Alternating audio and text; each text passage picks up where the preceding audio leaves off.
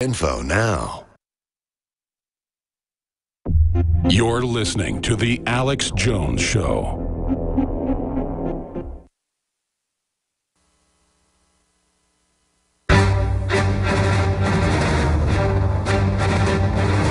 Big Brother, mainstream media, government cover-ups. You want answers? Well, so does he. He's Alex Jones on the GCN Radio Network. And now, live from Austin, Texas, Alex Jones. Welcome back to the Alex Jones Show. I'm David Knight, your host on this Friday, February 20th, 2015. We're going to be joined in the next segment by Dr. Sherry Tenpenny, the person that they were able to keep out of Australia. They essentially stopped her tour of Australia. She wanted to talk about informed consent. They don't want to hear that. She wanted to talk about the safety and efficacy of vaccines in Australia. They don't want to hear that either. First, they tried to bar her from the country. Do they do that with Islamic jihadists? Or they keep imams out? That would be politically incorrect. But it's okay to shut somebody down when they're talking about an informed patient-doctor relationship, when they're talking about the safety and the efficacy, and when they're talking about stopping mandatory health care treatment. It's not just enough in this country where we have the Fourth Amendment that recognizes our right to be secure in our persons. It's not just enough for them to put their hands on us. They now assert that they're going to be able to insert chemicals into us, and we're not allowed to question what that is. We should be questioning that. We have a New York University professor who questioned it. He's uncovered the fact that the FDA systematically covers up fraud and misconduct in drug trials. So that's called regulatory capture. That's the phrase. It's a very common thing that happens where you create these government agencies that are supposed to regulate industries or companies or whatever. Instead, they wind up being a tool of what they're supposed to regulate. They wind up being bought by those people. Regulatory capture. How does it work for the FDA? Well, they point out in the article, this is, they say the FDA has shown a pattern of buying into the details of misconduct.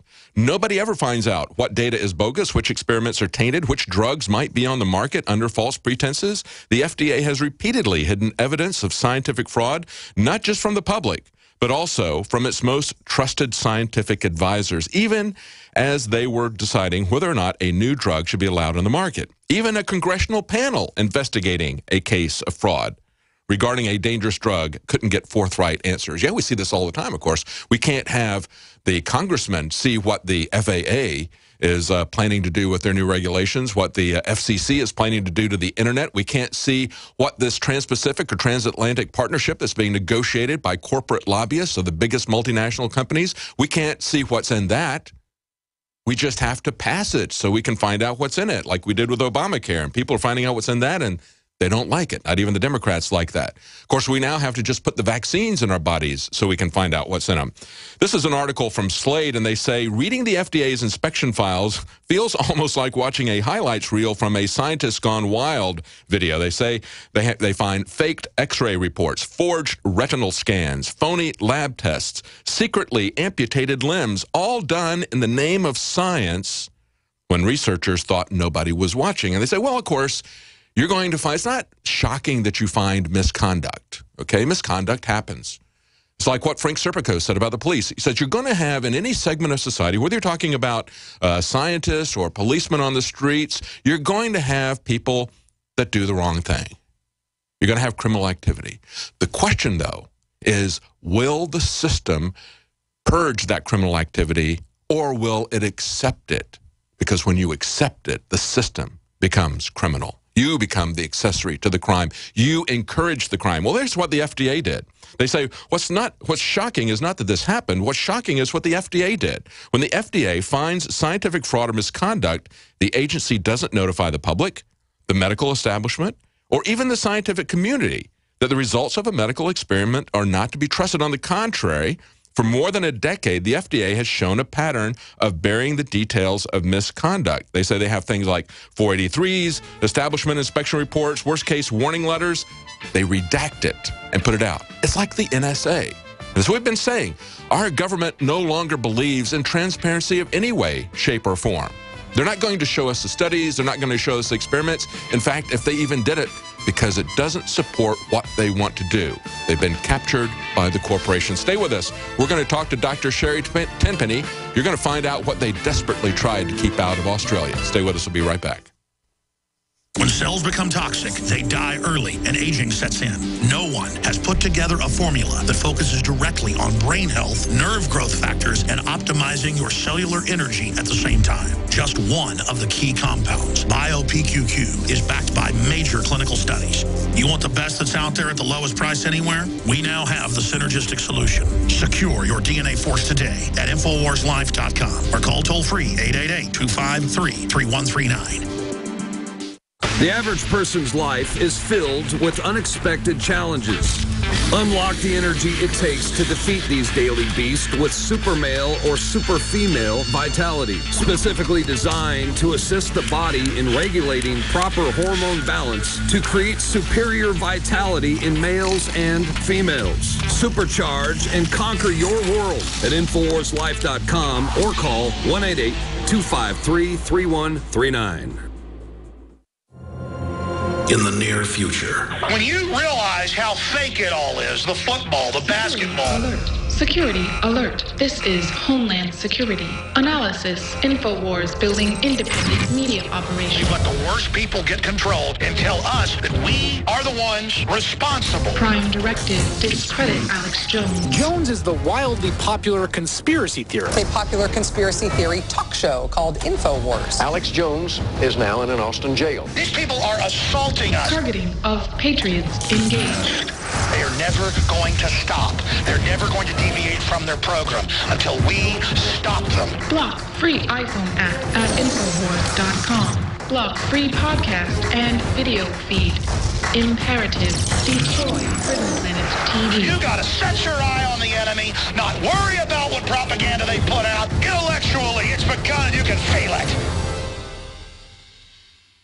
Used since before the days of the Roman Empire to support the body's natural systems and enhance overall health. Introducing the new InfoWarsLife.com oil of oregano formulation, a highly advanced nutraceutical form of this key herb that has been traditionally used by civilizations for thousands of years to promote health. We have now procured the most high quality and potent forms of oregano oil on the market, sourced from top leading manufacturers to ensure a concentrated level of bioactive ingredients. Extracted directly from the wild herb and sealed in easy-to-use capsules, you will no longer need to endure the burning of liquid oregano on the tongue.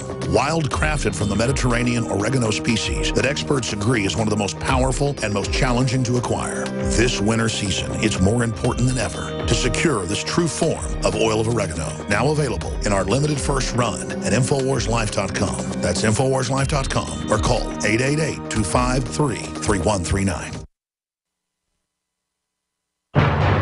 He's the T-Rex of political talk. Alex Jones on the GCN Radio Network. Welcome back to the Alex Jones Show. Joining us now is Dr. Sherry Tenpenny. Dr. Tenpenny is respected as one of the country's most knowledgeable and outspoken physicians regarding the impact of vaccines on health. She is an outspoken advocate for free choice in healthcare. What a novel idea, free choice in healthcare.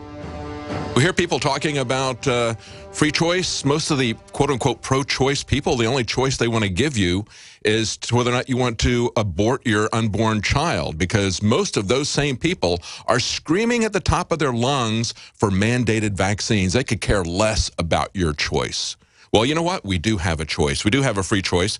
Dr. Tenpenny is also an expert on women's breast health and the use of iodine for disease. Her website is tenpennyimc.com. And before I go to her, as I pointed out earlier in the show, we had these reports as she was going to speak in Australia. They tried to bar her from coming into the country. Then, when that didn't work, they started phoning in bomb threats to the venues where she was going to be speaking. We had headlines, doctor educating public on vaccines receiving bomb threats, and cancels tours. That was 1 week after they had suffered from these different threats. So there's something there that they don't want you to hear. When we question the safety and efficacy of these vaccines, whether or not they're effective, rather than responding to that question, they act as our government always does. And that is, if you expose criminal action in the government, they come after you as the criminal. They try to put you in jail. They threaten to assassinate you. You get suicided. That's what our government always does. That's what they're doing with the vaccines. They don't address the issues that we have there. So the question is, what is it that they're trying to hide by attacking the messenger? Well, in this case, the messenger is Dr. Sherry Tenpenny. Thank you for joining us, Dr. Tenpenny. You're welcome. Thanks so much for having me. I am really interested to know, and I'm sure our listeners are as well, what was this scary message that was so important that they kept you out of Australia? It was a really interesting thing. We started out as a trip, just as a holiday, as a vacation. And then I met Miss Stephanie Messenger, who is from Australia. And she said, while you're here, would you like for me to set up a few speaking venues for you? I said, yeah, that would be kind of fun. And I would be able to go to a couple of more cities than what I was originally planning to do. So she set up venues in Melbourne, Sydney, Adelaide, Brisbane, and Gold Coast. And it was going to be just probably a couple hundred people, more likely than not, kind of speaking to the choir, people that knew me from Facebook or maybe from this show or from Coast to Coast, and just get to know some people locally. I got my plane ticket, got my visa, and then on January the 4th, there was this big blow up in the Daily Telegraph and in the Daily News and on the Guardian, and all the radio shows from Australia started calling me. And the first radio show I did was the largest radio show in Sydney. And the gentleman asked me at the end of the radio interview, he said, "Were you really surprised at the big blowback from all the media that was down here who didn't want you to come and said that you were a menace to public health, and they labeled you as a public health terrorist? They were making appeals and setting up surveys in order to get the public health department to revoke my visa." He said, "Were you rather surprised at that?" And I said, "Very surprised. I've been to Australia before. I think it's a great country." And I was very surprised at the way they reacted, because the truth is, I would have spoken to about 1,500 people over the course of 3 weekends, quietly gotten on my plane and come back to the United States. And who would have even known I was there except a few hundred people that probably were like-minded anyways? You are the people that made it truly into an international incident in all of the mainstream media in Australia, Canada, and the UK. I was doing interviews in all of those places, all across the US.